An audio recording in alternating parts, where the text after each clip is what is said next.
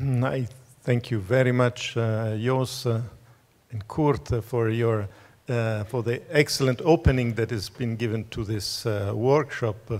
And we pass right away to the presentation of the roadmap. Roger Street has been the member of the expert group. He has been the rapporteur of this expert group. The members of the expert group are most of them here in the room, I guess. So maybe we can ask them to, Jesse Scott in the front row. Then we have Tanya Rung over there, and Martin Parry, and Daniela is over there. Okay, Daniela Jacob over there. This expert group has worked together with a supporting group that was made of various institutions. We thank again ECMWF for having provided an in-kind contribution through the work of Jean-Noël Thépeau. The Climate Kick has participated as well in this work, and the members of this supporting group are listed in the roadmap, and also services of the Commission have contributed to this work. So, Roger, the floor is yours for the presentation of the roadmap. Thank you very much, Andrea. As Andrea was saying, this is very much a team effort that we put together that was supported by not only those of us in the expert group, but the supporting group was essential, including Andrea and your team has been fantastic in pulling this together and the support that we have. And I hope you've had an opportunity to look at this roadmap and see what's in there. And what we've tried to do very strongly is reflect some of the points that Kirk and it's mentioned in this roadmap. What I'd like to do is start off by giving you sort of the vision that we started out with. What was the vision that we have? And it's really focusing on that. How do you make decisions under changing climate and really starting to understand that, matching the user's needs with the solutions. Sorry, I do wander a bit. Thank you. The other part of that I'd like to talk to you about is linking the vision to the actual context, national, European, and global. And this is very much some of the things we heard just recently during the previous presentations. We need to have that link, national, European, and global. And then really looking at how we develop and move ahead on that climate information to services. And this is what it's key, this market, growing that market is key to what we're trying to do. And it then gets us into the challenges, the roadmap challenges, and then talking about the moving towards roadmap implementation.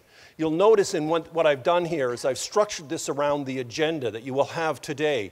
Each of those items, once we get past the vision, is really the agenda for today, and you will see this reflected in each of the sections, and I'll try and point that out. But one of the other things that's important is this. What do we mean by climate services?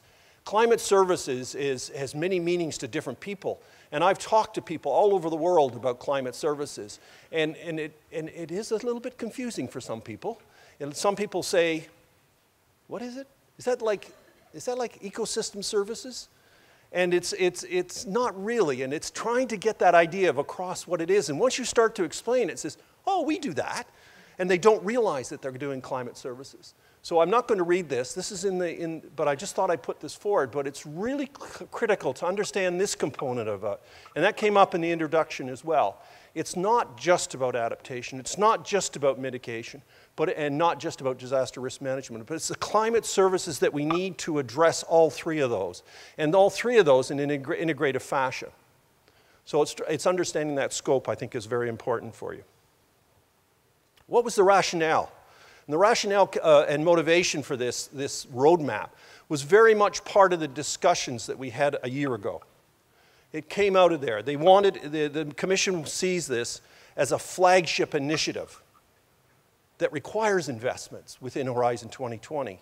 But the idea is to have a strong and flourishing climate service market, a sector, I should say, not just in one or two countries, not in, but right across Europe. This is essential for us to be successful in realizing the vision and to be able to support that decision-making across Europe, but also provide that leadership.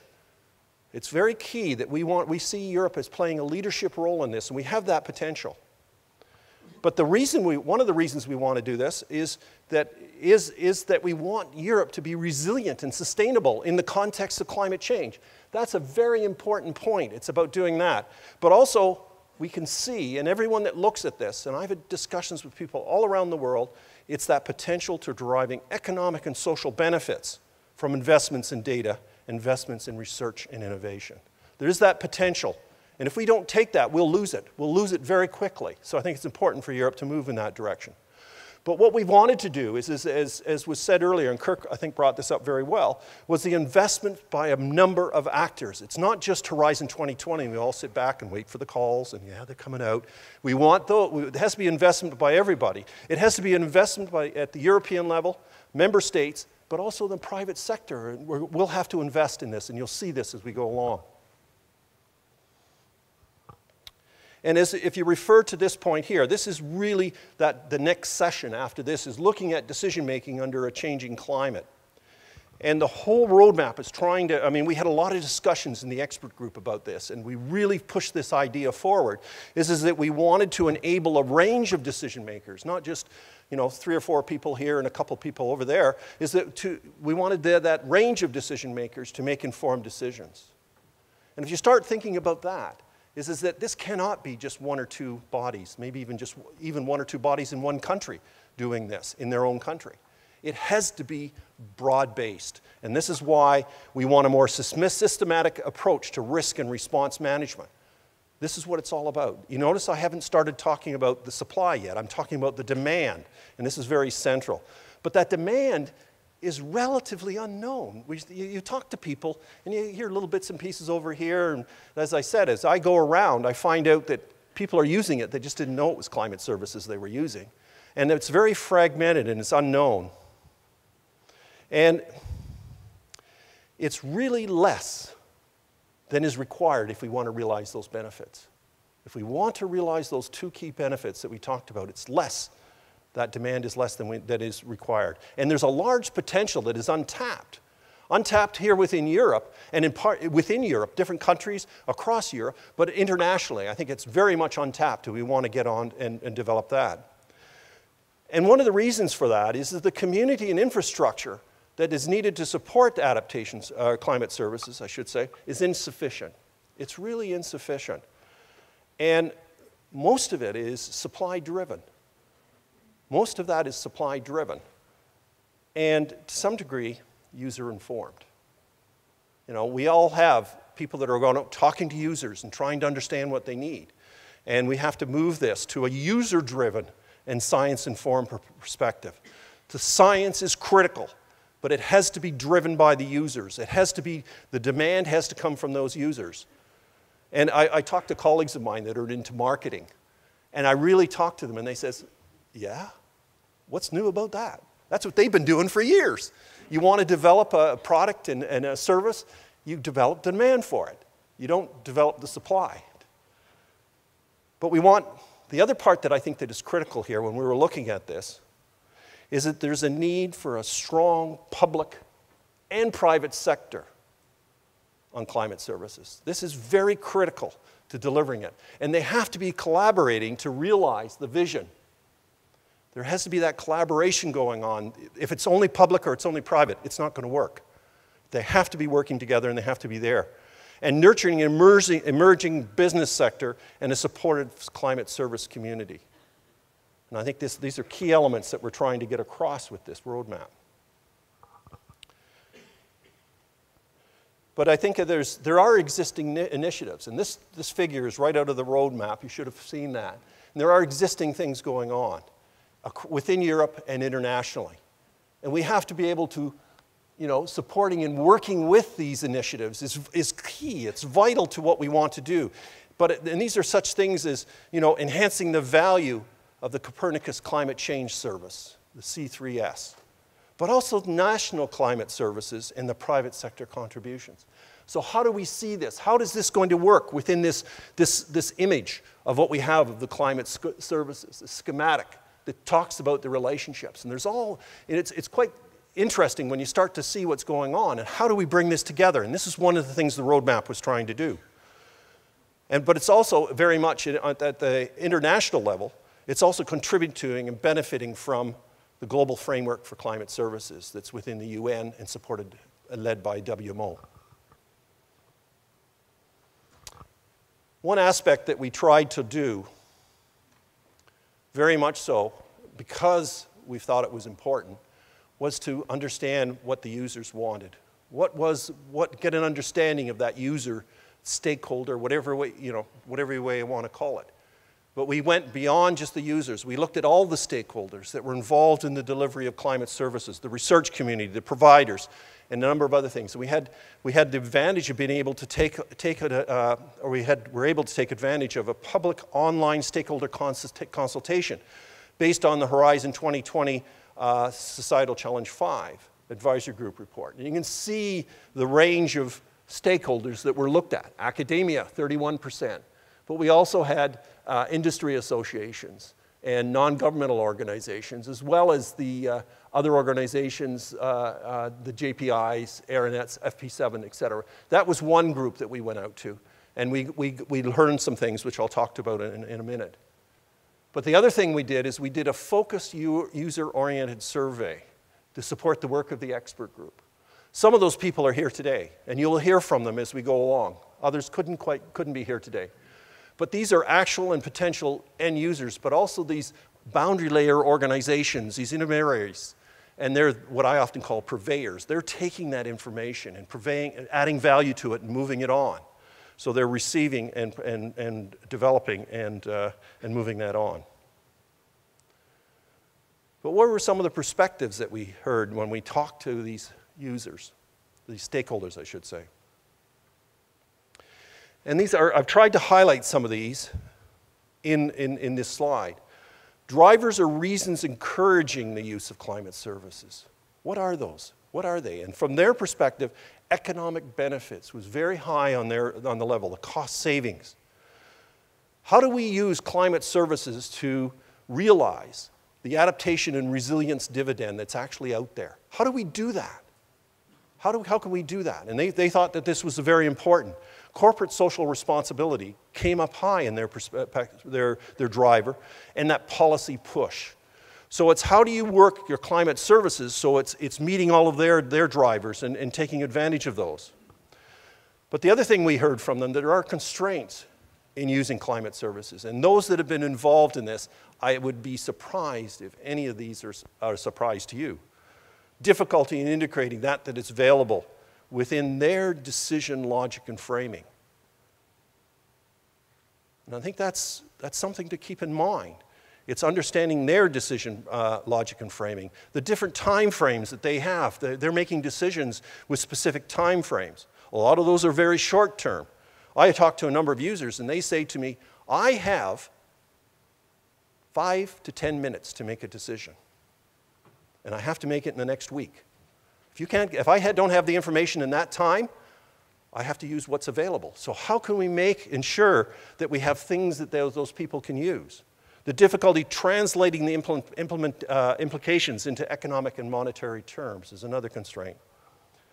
But the other thing is that we have to remember is that these people have developed their decision-making framings, their methodologies over years, and it's accepted within their community, and there's a reluctance to adopt new decision-making and planning methods. So how do we work with people in their decision-making framing, and how can we add value to them? Attributes and modes of required services. What did they want? What did they see these as? And reliability was big, fit for purpose, and usability. And you just sort of think of that, and if you go back to your marketing technology or marketing 101 at university, there they are. They're right up front there. Reliability, fit for purpose, usability. They wanted the bulk of the core publicly funded data, and they wanted that to be accessible, free of charge. Willingness to pay for if they want it customized. There is willingness to pay for if they want it customized. Integrating services where benefits are demonstrated. They wanted to demonstrate it. The key was the demonstration of those benefits. But also, and I've heard this a lot of places, trust. They wanted trust is important, is its use of existing communities. So I go to someone, people say, I go to this supplier because I trust them. I trust what they have. And it was scary in some cases because what they were being provided was the TAR, information from the third assessment report. But they trusted this individual. But that's what they were using because it was available and when they wanted it. But they also go to those very trusted people.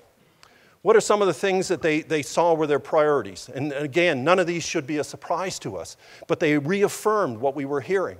Strong focus on demand side and on the provider-user interface.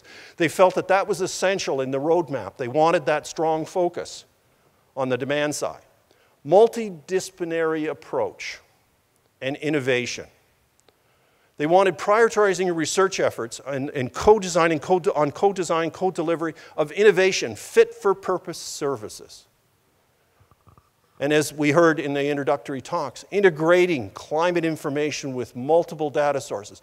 There are very few decisions that are made solely on climate information. So we needed to make sure that the information that we're providing them with is that is consistent with their decision-making framing, which means that integration. Improving regional. We heard this again. You know, we're making the cities, we're making the mayors, we're asking them to make decisions. And having information that is available on a 300-kilometer grid square doesn't really get down to what people need.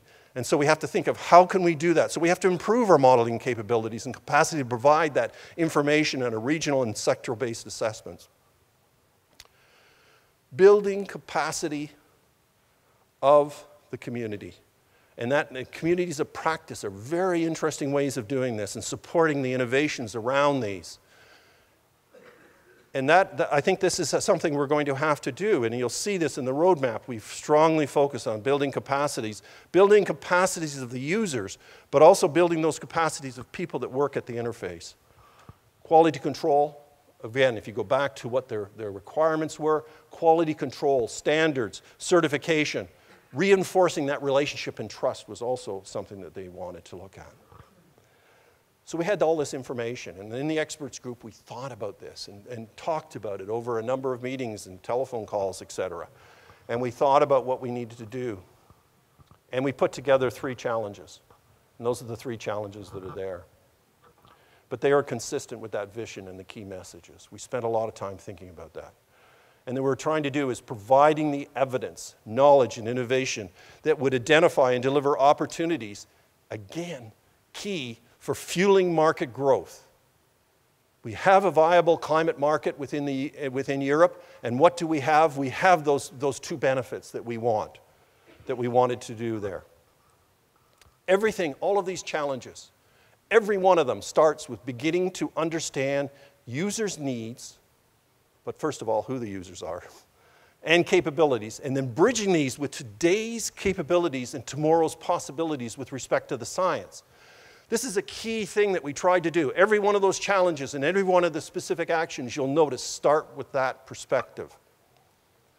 Transdisciplinary research approaches are key. I mean, I can remember Andre, and we were talking this. He says, how many times do we have to say co-design, co-develop, and co-delivery, and co-evaluate?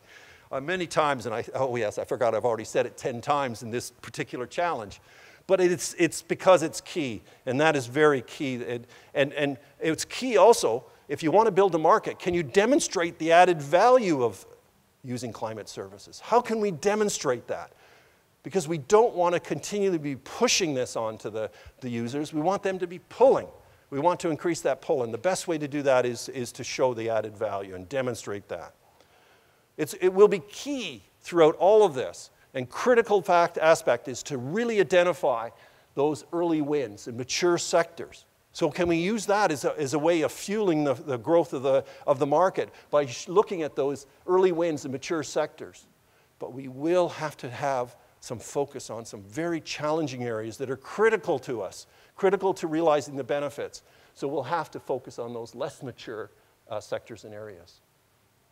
And of course, throughout this, and you saw this with some of the earlier discussions we had, you heard I should say, pilot studies to test and validate the proposed methods, and demonstration projects and case studies to really promote and to enhance the learning so that we can grow the market, grow the demand, and grow the capacity to deliver. I'm going to go through the 3 challenges now. I'm not going to focus on specific activities. I'm not going to try and lead you through every one of those, but I'm going to try and highlight some of the points that I thought that would be very important for this. So there's the first challenge and its specific actions, or main activities and specific actions. And what we're trying to do there is understand the demand and supply side of the market, not in one individual country, but across Europe, because we will find that it's quite variable. There's quite large differences. But we want to get that initial snapshot of where are we now, and how can we support the demand and supply sides to grow. So once we understand the market and the demand and supply side, then we want to start thinking about the potential for growth. Where is there potential for growth? How can we link this to building the capabilities and demonstrating, as I said before, that added value of using climate information or climate services as it was defined for decision making. But we have to do that in a way that it's the user's perspective. It's not us saying this is good. From our perspective as suppliers, we have to do it in a way that is from their perspective. How does it influence their decisions? How can it improve their decisions? How can it improve their decision-making processes? And so it's doing in that perspective. Critical to enabling market growth are synergistic relationships between the players on the supply side. Think about it just for a second, is that competition is going to be very important. And I'd be very naive to suggest competition is not going to be important. It is now, and it has to be retained to be important. But there has to be synergistic relationships. There has to be at least a synergistic relationship between the Copernicus Climate Change Service and the National Climate Services. But we will also have to bring in the private sector into this and the providers and purveyors. We have to have them working together, collaborating to support and strengthen that growth. And this is what we tried to do within this challenge. We tried to describe activities that would allow that to occur. We need a vibrant, healthy market dynamic, broad and consistent layer of public, free, open access to data products, models, results, indices, and climate information. That will be essential to fueling this market growth. But we also need to have this information being used to provide customized, high-value added services and service products to users. One of the things that was also in this looking at this is that we were very concerned about creating inequities if we only focused on high value added and not focused on the public also enhancing and providing the value, the services that people need. Because you can promote inequities because only the rich can afford this, we've got a problem. And so we have research and innovation that's around those activities. The second challenge, building the market framework. This was thought to be very important, and we purposely put this forward in this order, is that we had enabling market growth, and now building the market framework is that we needed to build and support the sustainability of a viable and vibrant European climate service community. Engaging users, providers, purveyors, innovators, and researchers. How do we do that? There's lots of models out there that we can start looking to and how it's done, how you pull these communities together. There are models we can use. We can improve on those models, and we need to be able to do that. We need platforms for engagement. We need a reason for why would a user want to be part of this community, and we need to be able to demonstrate benefits to that. We need to build and widen the capacity of those using, developing, and delivering climate services across Europe. We have to look at all across Europe and build that capacity. Investments in growing the market in Europe and internationally are very much part of that, and how we can do that, providing opportunities. This cannot be delivered by 3 or 4 countries in Europe. This has to be delivered by every country. And all users have to be doing it in order to reach those benefits we wanted to do. We identified as the benefits from climate services. And we wanted to look at their role in enhancing and sustaining the results of Horizon 2020 investments. Horizon 2020 cannot support this for eternity.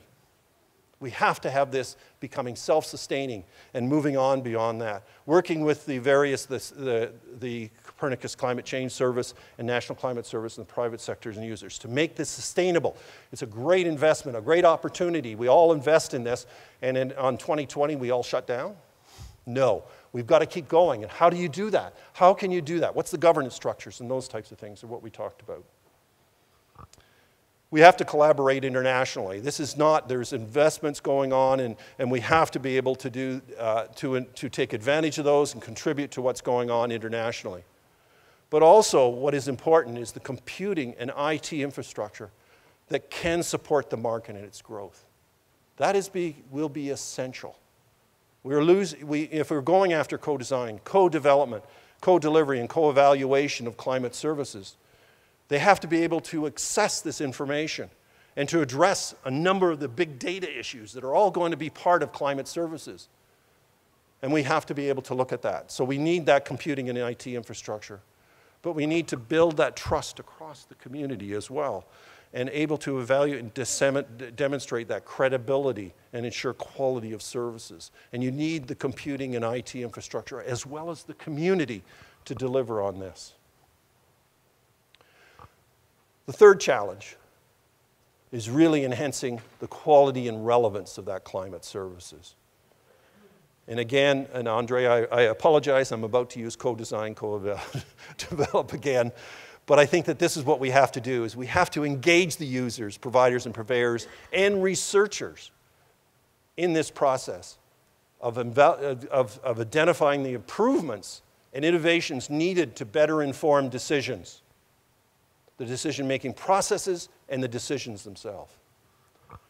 Integration and framing of data and information to support decision-making is a phenomenal challenge that we have to deal with. And we want to draw on and integrate the physical, land use, socioeconomic, and other non-physical data and information, and framing them to support decision-making. How do we do that? That is a major challenge that I think we will have to address, pulling the community together at both the European and nation and member state level. But one of the things is that we also have to do this last part, including appropriate framing of the associated uncertainties. Not framing it to cover our bums, it's framing it so that it supports decision making. Because I believe strongly that if you know the uncertainty, you can make better and better informed decisions. And we have to do it in this way. What's the appropriate framing of that uncertainty so that they can inform those decisions? Again, starting with the understanding users' needs, capabilities, and decision framing, and then through transdisciplinary research and innovation, enhance the quality and relevance of climate services and support the growth of the market. This, along with foresight, and this is the really important, another important part of this, is that foresight into their evolution. The evolution of the decisions that will have to be made, but evolutions of the science that's behind it, evolution of the data, et cetera, to inform those science the advancements being developed and undertaken in other fora. This really is a key point, is that the innovations that we're looking at from science, innovations that we're looking at from all of the sciences that are involved, from this perspective, should be those that improve decision making. I'm a strong believer in undertaking science to improve our understanding of the system. But this has to focus on improvements of the science to better inform decisions. And that's a different thing. It's a different thing, but it has to be there.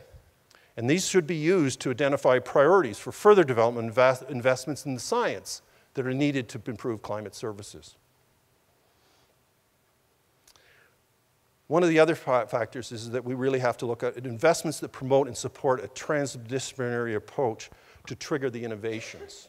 Innovations will be essential to deliver of climate services. out-of-the-box thinking.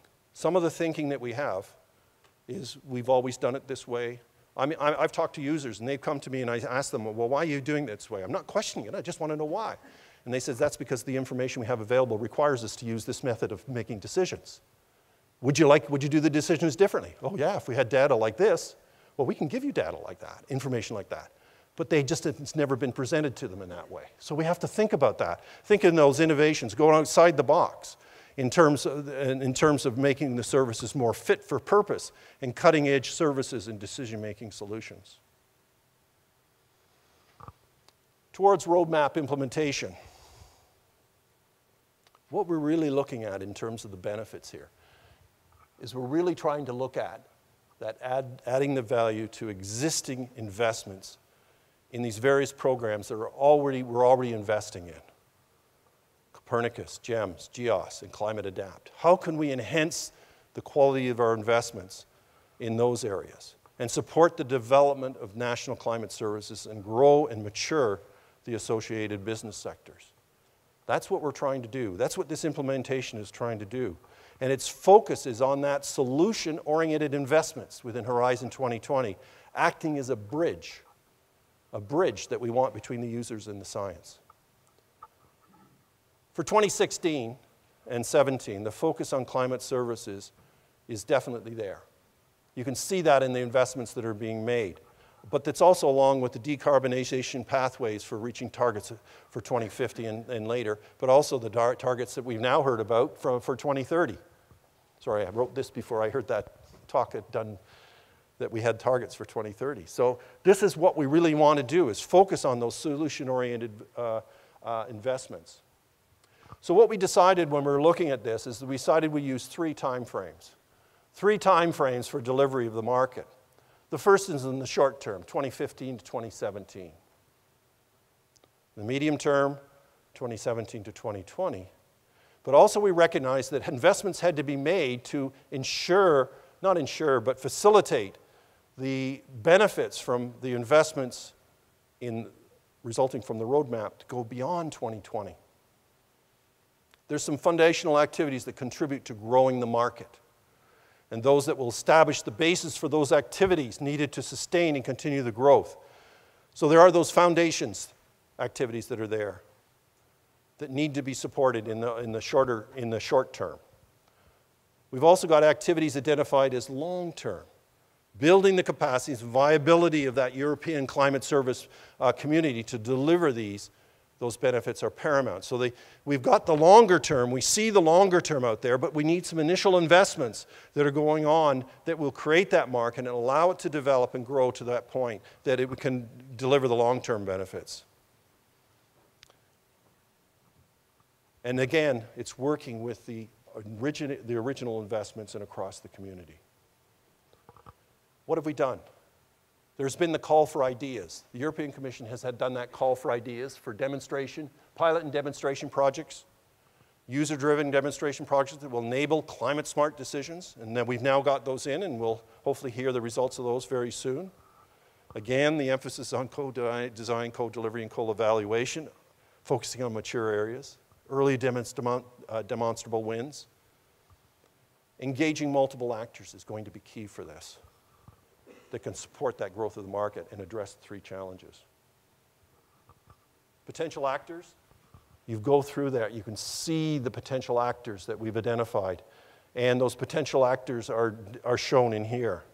But they also include not only these organizations such as Climate Kick, European Research Council, and the JPI Climate, as well as the other JPIs, the European Space Agency, but also the member state research and innovation programs and European structural investments. That's my last slide. I'm not going to read it. I'm just going to leave it up there for you to look at. And these are some of the things that I thought were key coming out of this, that I'd like to leave with you in this as you now think about the next sessions that we're going to look at.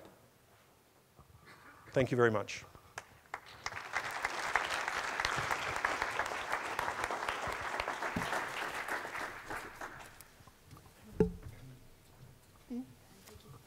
Thank you, Roger, very much. You stayed perfectly in the time. And we have already a possibility of putting questions to Roger. We have about 15 minutes at this moment in time. So I see already the first, yeah, you can give the to Rob Swart. And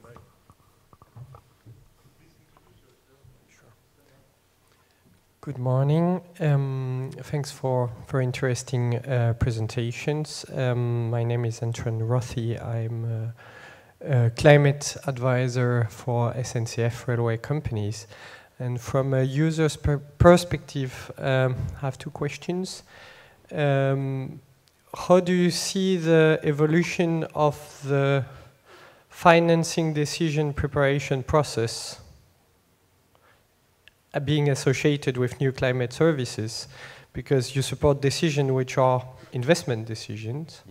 And are the financial people sufficiently aware of this and that it also will make them change in the way they think and they prepare the investment decisions?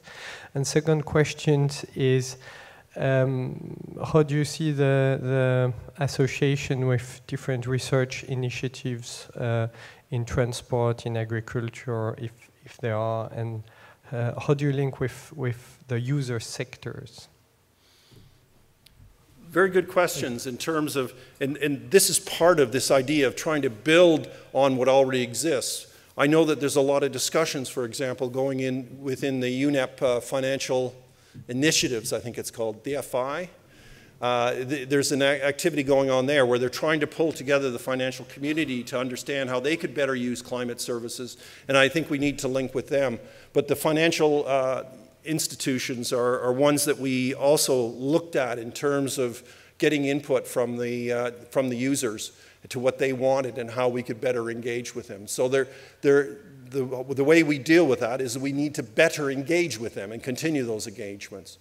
And working with those other communities, if I think I understood your question, is that one of the things that we looked at is do you need a standalone climate services?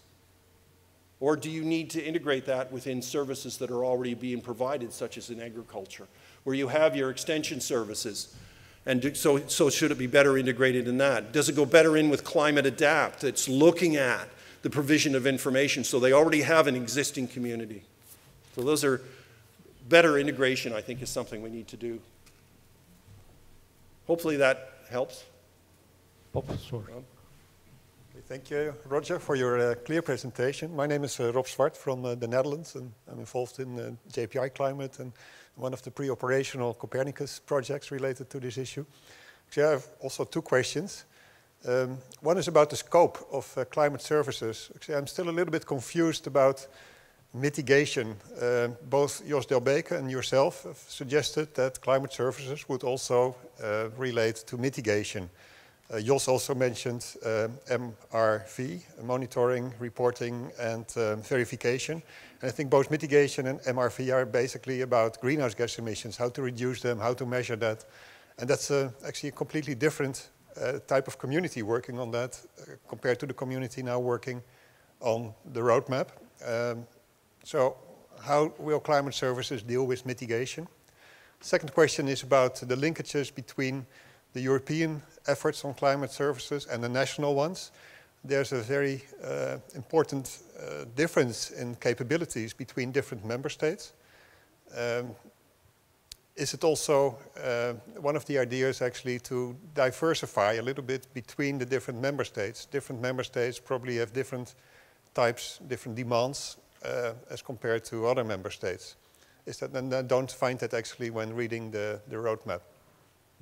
Thank you. The idea on in mitigation is that there's two perspectives, and I'm just trying to figure out how to answer that question, is that there is climate and other related information that's needed to inform your decisions with respect to mitigation. You know, I think that there's also the fact that if you do mitigation without considering adaptation and other factors as well, then your mitigation may not be as successful, or your other activities such as adaptation may not be successful. So what you have to do is you're looking at them in an from an integrated decision framing. And that's where it becomes more of a requirement from my perspective. But there is climate information that's needed to understand, and climate information in this case may be greenhouse gas concentrations, other atmospheric pollutants, et cetera, that we need to know about. So that comes in there. So it isn't exactly the same climate services that we need for adaptation or for disaster risk management as well. On the question related to the differences in different countries, that was very much, and we spent a lot of time in the experts group and working with the support group, looking at that differences between what different countries' capabilities were. There is various discussions going on whether you need one country can more focus on this area, one country can more focus on that area. There's a lot, and that's part of the roadmap. It is actually in the roadmap, is that we wanted to understand the demand and supply side across Europe, not just Europe, but individual countries across Europe, and how we understand how we can, and then look at it, how we could move forward. The foresight activities, the looking at how we could promote climate services is all very much part of the roadmap.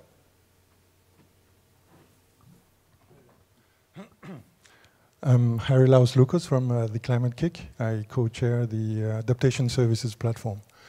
The term market comes very often. I would have liked to have a few hints on what's the market size today, or guess of the market, whatever information we have, what we think those segments, present segments are, what vision do we have for the market in the future, what new segments we would like to be there, what size of a market do we want? I mean, and this relates to the question of how successful this roadmap be. How do you evaluate the success of this roadmap? Very good question, and that's actually challenge number one. So I want the same things. I know it's not the answer. If I had the answer, I would have taken that challenge right out of the roadmap and just and said, this is the answer to that question. But I think those are very good questions that we have to ask ourselves. And we have to ask ourselves is additional questions of who do we want playing in each component of those market and how. This gets back to Rob's question about how do different parts of Europe play within that market as well. So there's a lot of, I don't have that answer. It's mainly because that's why we put it as a challenge, is to get that. And I think that's where we have to go at. And once we get a better understanding of that and where that potential is, I think then we can look at what type of community we need. We can look at how we enhance the relevance and quality of the services there, because then we're directing it towards the users. So I'm sorry, I don't have an answer to that question. How do you evaluate success? Well, I think again, if you look at the roadmap, one of the things that we said very much in that roadmap is that we wanted the evaluation of success has to be by the market, which means by the users, providers, and purveyors. That's where it has to be done. So the value evaluation of the roadmap will be very much an activity. Okay, when we come up with those answers to those questions, then we can do that evaluation. But it has to be done not by one individual. It has to be done by the market. Thank you. Thank you, Roger. And I guess that many of those questions will be replied also during the day by the series of panels and presentations that will be given.